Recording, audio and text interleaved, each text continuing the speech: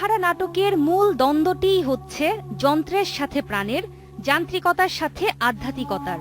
রবি ঠাকুর মুক্তধারা নামের একটি জলাধারের রূপকে এই দ্বন্দ্বকে প্রাণ দিয়েছেন এ নাটকে। মুক্তধারার সুপেয় জলের ধারাকে বহু বছরের চেষ্টায় লৌহযন্ত্রের বাঁধ তুলে বেঁধে রেখেছিলেন রাজা রণজিৎ। উদ্দেশ্য শিবতরাইয়ের কৃষিপ্রধান প্রজাদের বশে রাখা। যুবরাজ অভিজিৎ অন্যায় এ সিদ্ধান্ত মেনে নিতে পারেন না।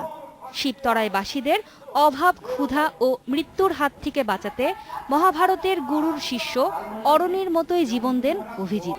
ভেঙে ফেলেন সেই বাঁধ।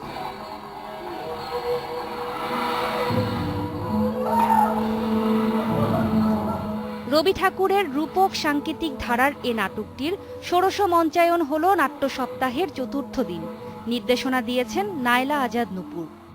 আদিবাসী যাদেরকে বলি তাদের কালচারসগুলো যেরকম বড় বড় পাওয়ার্সরা ওদের ওপর যেই নির্যাতনটা করছে, ওদের জায়গা নিয়ে নিচ্ছে ওদের খনির জন্য, যেই ওয়েলথ, যেই ধনের ওপর ওরা ওদের গ্রাম বা যাই হোক যেখানে থাকছে ওইগুলো নেবার জন্য ওদেরকে ডিসপ্লেস করা হচ্ছে। এটা সারা পৃথিবীতেই হচ্ছে, আজকের থেকে না, বহু বছর থেকে।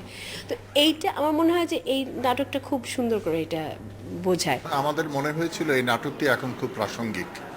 1922 সনে রচিত হলেও এখন এই যে যন্ত্রের সঙ্গে মানুষের বিরোধ এবং এই যে জোর করে জলের প্রবাহ আটকে রাখা, এটা তো আজকাল অনেকেই করছে।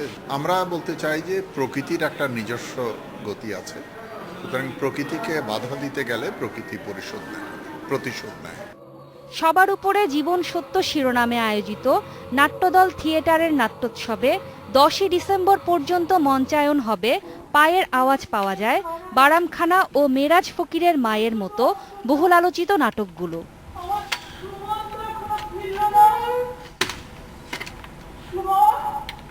নূরে জান্নাত, ইন্ডিপেন্ডেন্ট নিউজ, ঢাকা।